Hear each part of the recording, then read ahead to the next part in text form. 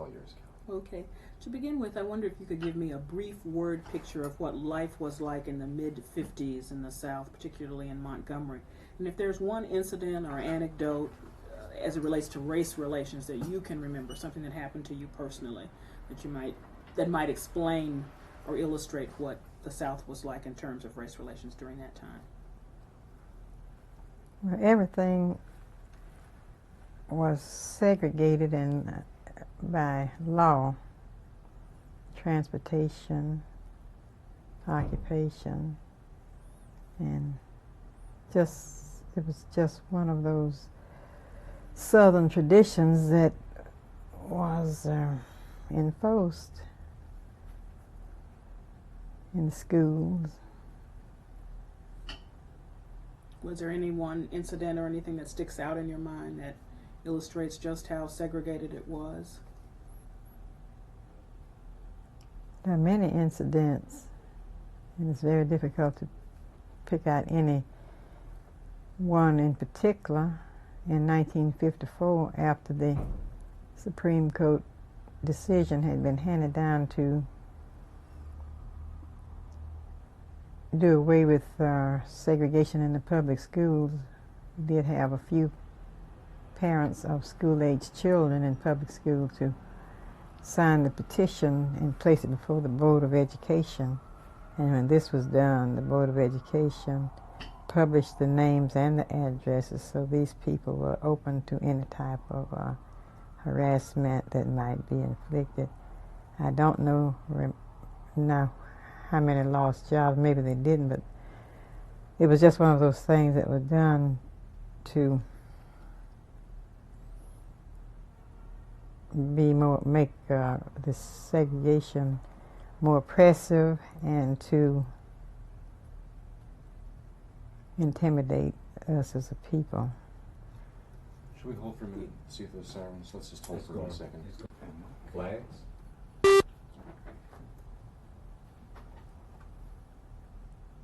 It's all yours, Kelly. Okay. How did you hear about the Emmett Till case, Mrs. Parks? Well, it was on the news. Would you start that again? Tell me what was on the news. Remember, people won't hear my voice. The murder of Emmett Till, I believe he was about 14 years old, who was visiting his relatives. His home was in Chicago, and the news came that he had been brutally murdered and put into the river.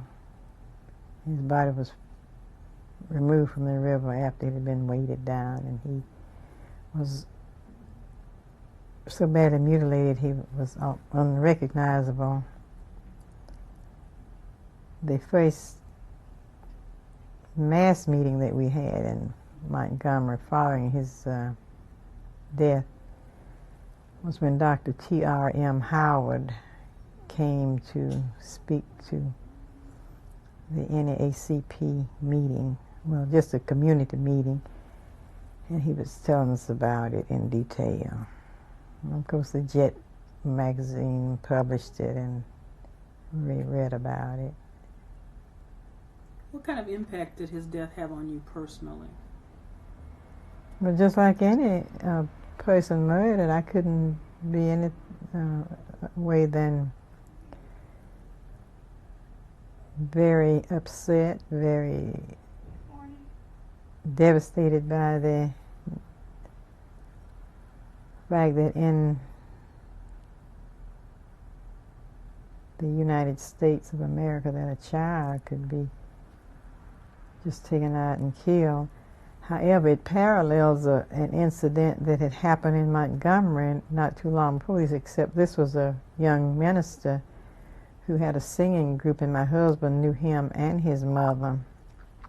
And he is supposed to have done something, I don't know what it was. I think some white woman had made a request that he had a radio program, a group of singers, and it seemed that she had made a request. I don't know whether it was by writing or how, for him, his group to sing a certain song. And this it's supposed to have led to him being in touch with this person, and some men took him out to the Alabama River on a bridge, and he's supposed to have jumped over into the river, and they told his mother she'd better keep quiet about it, which she did. My husband knew it, and I guess the family, and that was all. But the difference in his case and the Emmett Till case was because Emmett Till came from the North, and the media picked it up. In this case, of course, was kept very much hidden. So that is why around Montgomery, it was supposed to have been a good race relations, quote unquote, because much of what was done to some families, and I happened to be at that time the secretary of the Montgomery branch of the NAACP, as well as the youth council advisor, and many cases did come to my attention that nothing came of because the persons who were abused would be too intimidated to sign an affidavit or to make a statement to let it be known what had happened. Tell me a little bit something. Flags and mark. It's all yours, Kelly. Okay. I want to get a sense of how, you just mentioned a little bit of it, how active you were before December 1st, 1955, politically, and as far as race relations was concerned. Well, the NAACP was a non-partisan, non-political organization. However, wait a minute. What is that? Hold on. Feels like it's hungry. Nope. They're doing something upstairs. Okay. All right. Why don't you start again? That scared me. It was so loud. Again, the question is how active you were before December. Well, I had been active much further back than 1954. I had been working with the NAACP since 1943, and I worked with we set up registration meetings for people to start becoming registered voters. Very few of us were registered in the early 1940s, and it was practically impossible for a black person, regardless of their intelligence, to become registered, except for a very few those selected by the white community. You were also involved in, if you could describe a little bit of your activities in getting on those buses and reboarding before it came to the final time of confrontation that we all know about. Well, when I would not give my money to the driver, or if I put the fare in and get on the bus, the driver who had me arrested did evict me from the bus in 1943. And those who wanted to enforce this type of oppression and humiliation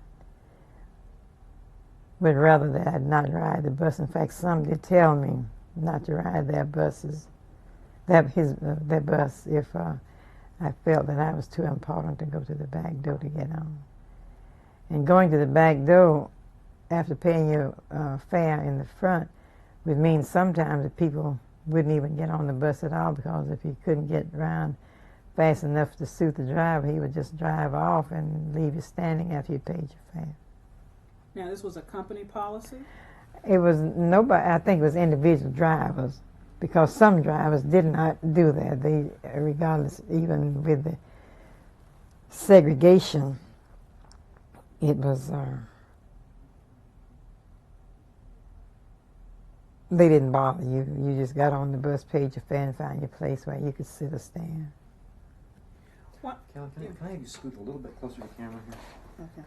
And it's important that Ms. Fox look over you when she answers questions. All right, how many feet do I have You got about, you're okay. Oh, no, you don't. Thank you. Okay. Let's change.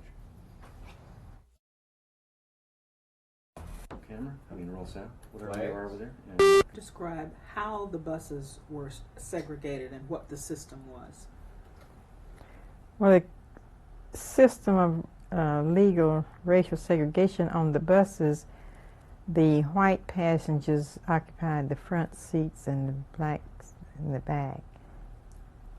But there was I guess you'd say, custom or practice that if the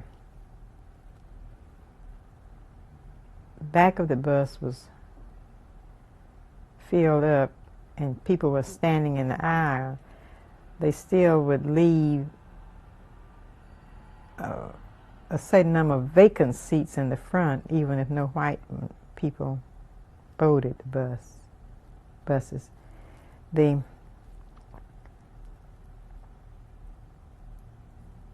times that if whites would get on the bus and occupy what was supposed to be the designated seats for them, and they were all filled, some drivers, not all, would have the first row of black people to stand, those that were just back of the whites, to accommodate those whites who were standing. So that was very humiliating, very oppressive, and even with having to take a certain section because of your race was also very humiliating, but having to stand up on the orders of a particular driver to keep a white person from having to stand was, to my mind, most inhumane. We were paying the same fare. In fact, some black people had to pay double fare because, as I mentioned earlier, if they were trying to get on the bus at the rear door, they would have to either walk where they were going after having paid the fare in the front, or pay another fare when they wait for another bus and pay another fare. More than 75, between 85 and I think 90% of the patronage of the buses were black people, because while there were some white people who used the buses, they were very much in the minority, and we were very much in the majority because most white people could own and drive their own cars than blacks.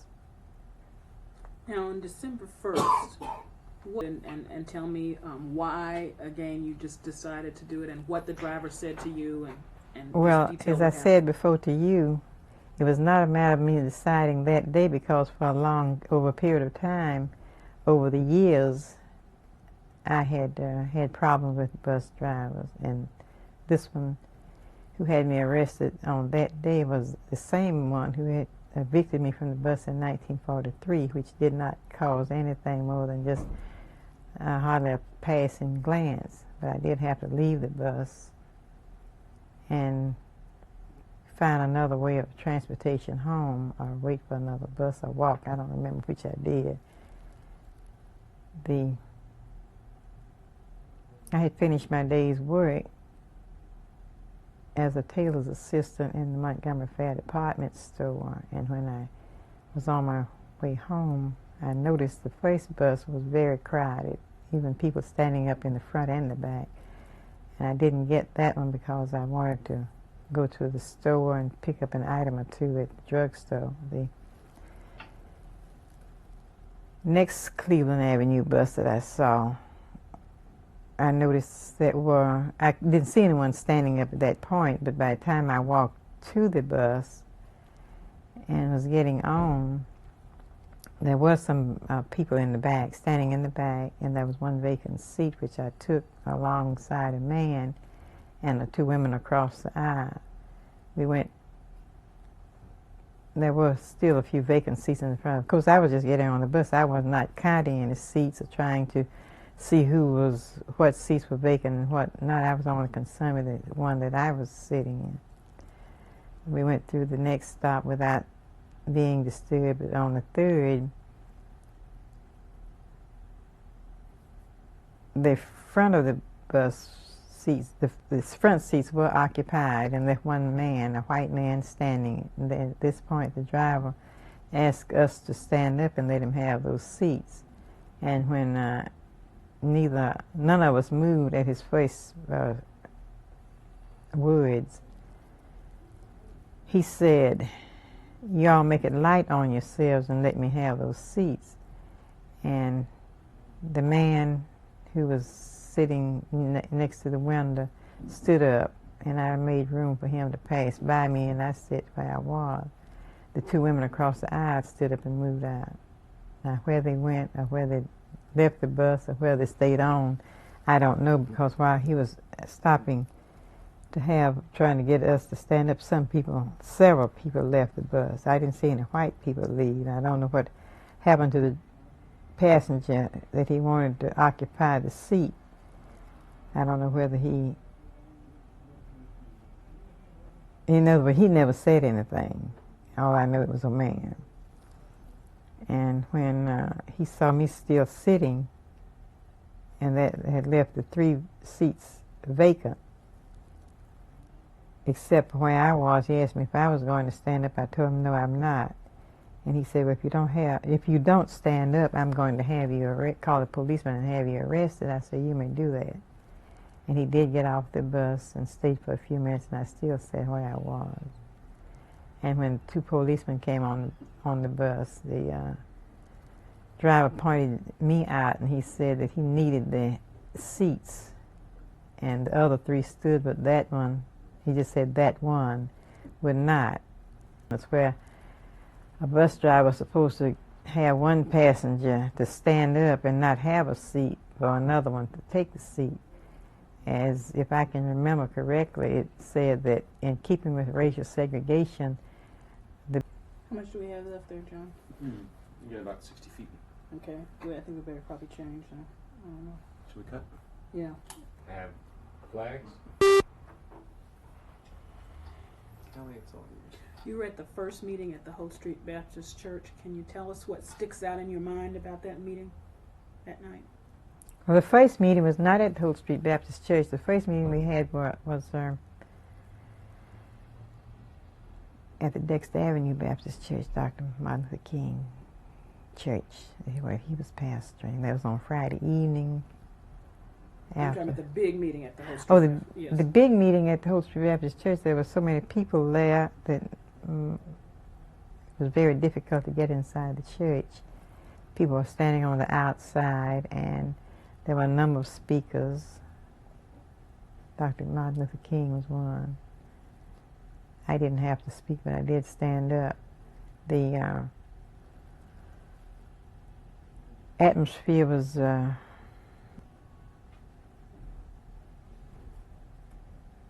very, I would say, practically jubilant, because people were singing and clapping their hands and shouting and that. Wait a minute, this sound is going to drive us crazy. Wait, hold on 1 second. Well, they're stomping upstairs. You picking that up? You okay? Okay. Yeah, I'm gonna play it back out here.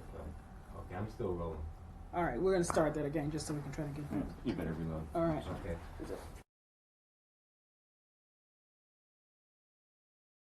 Hey, Mark. Okay,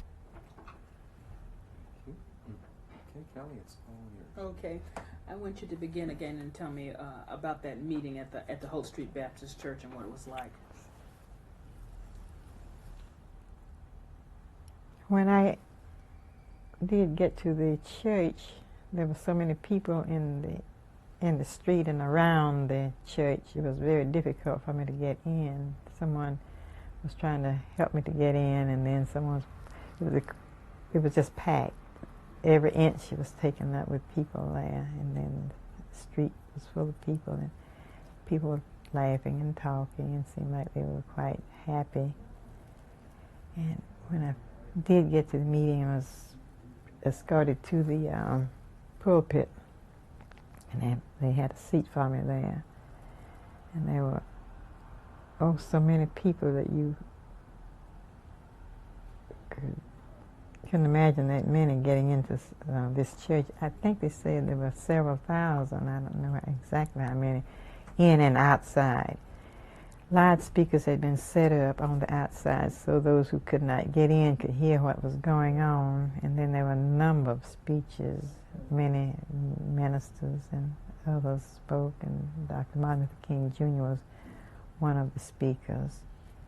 And when there was a vote taken to decide whether the protest would continue as it had that early that morning, it was on Monday,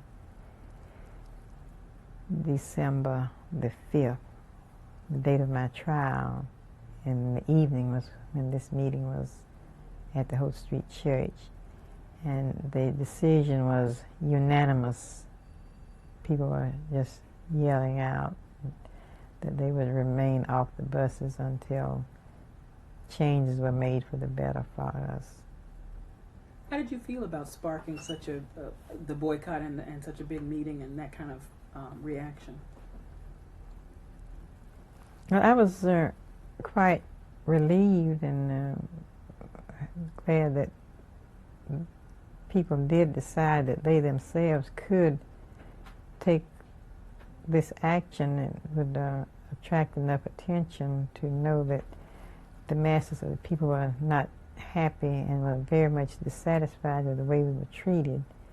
However, I felt like it was a bit long coming because there had been so many incidents when the same action could have taken place, but it seemed that they had not made up their minds until this particular incident.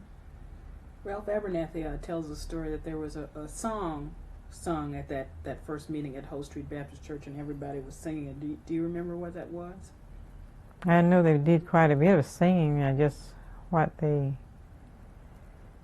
actually sang, it's hard for me to remember. I guess it was maybe it was "Walk Together, Children, Don't Get Weary" or something like that. But I don't recall too many of the details of it. How did you get to work during the boycott? Well, the day after I was arrested, I used a cab, and other times I would walk, or maybe someone would give me a ride. It was reasonable walking distance of the downtown store where I worked. It would take anywhere from 25 to 30 minutes to get there, walking, less than an hour. And then there were some friends who had cars, and I don't recall, I didn't work too long after the incident. I worked 5 weeks, went through the month of December, and was discharged from my job after the first week in January. What was your reaction to the Supreme Court decision against segregation on the buses, and how did you hear about it? We heard about it during one of our mass meetings, and Dr. King was presiding, and someone brought the message to him, and he gave it to us in the meeting. What was your reaction? Well, naturally, I would be very relieved to know that at last it had been handed down by the Supreme Court that the buses would not be segregated. But we had been off the buses now at that time for more than a year, and we were used to not riding the buses then. How did you feel about getting back on the buses for the first time, and were you riding with King and any of the clergymen when that? No, I was not riding with them. In fact, I was not. I actually was not planning to ride the bus at all that day.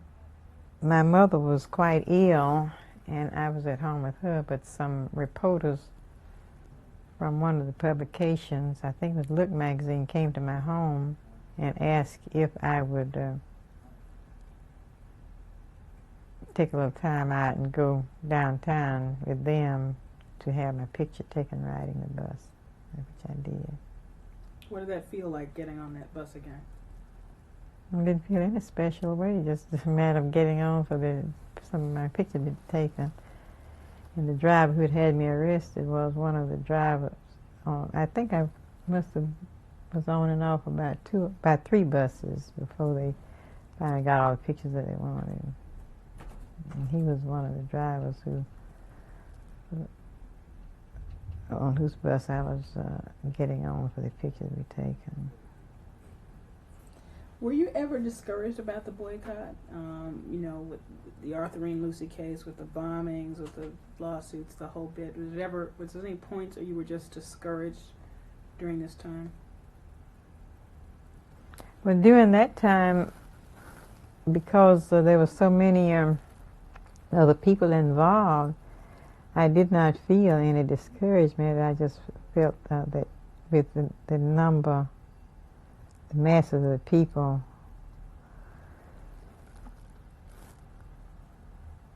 being involved and taking a part, that it was not as discouraging as it had been before the incident and before others joined in.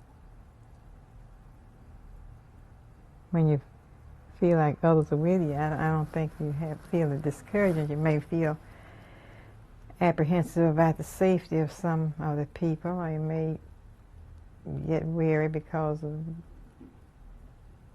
meetings and well, my mother was ill quite a bit, and there were times when I could not participate as much as I wanted to, but when she recovered, then, well, she always went with me, and also my husband would go to some of the meetings. He was very shaken and very upset because of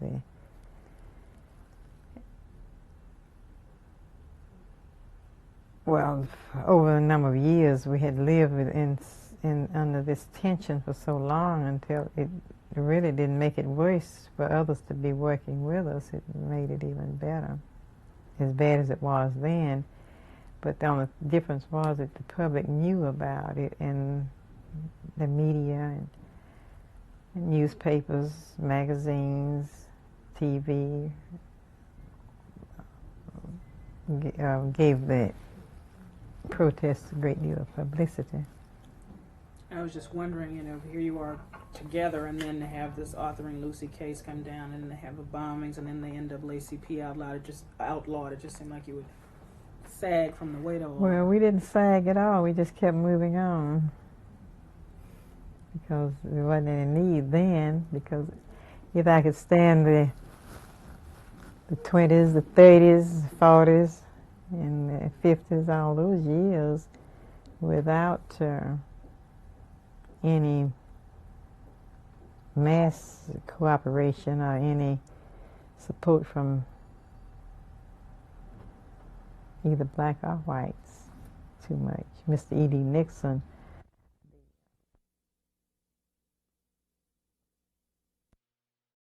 And Mark? Okay. It's all yours, Joanne. I mean, Kelly, why did I remember say me? Joanne? I don't know. It's been a long 3 weeks. Okay. Okay, go ahead. Go right ahead, Mrs. Sparks. And locally, we were organized into what we call the Voters League to get our instructions on how to answer the 21 questions to become registered voters. And after becoming registered voters, if we did get our certificates, we would have to pay poll tax, $1.50 retroactive to our 21st birthday.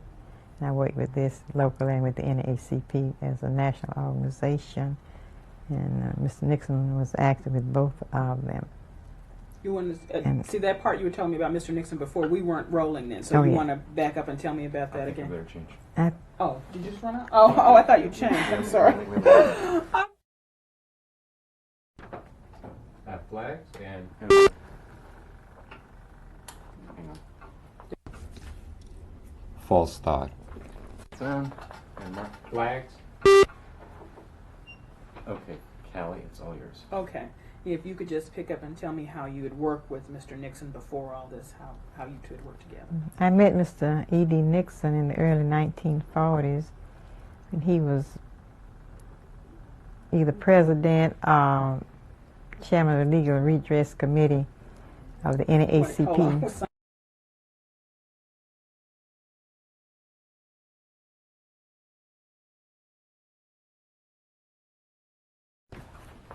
Flags? And mark. Okay, once again, it's all yours. Okay. Now you get a chance to tell me how Mr. Nixon, how you'd worked with Mr. Nixon before the boycott came about. Yeah, Mr. E.D. Nixon was the very first person who told me the importance of registering and becoming a voter. He and quite a few of the community people, my husband included, organized a Voters League, we called it, where we met at each other's homes. And Attorney Arthur A. Madison, a native Montgomery who came down from New York City to help us with our registration. His aim was to get us registered without having to be approved by some white registered voter.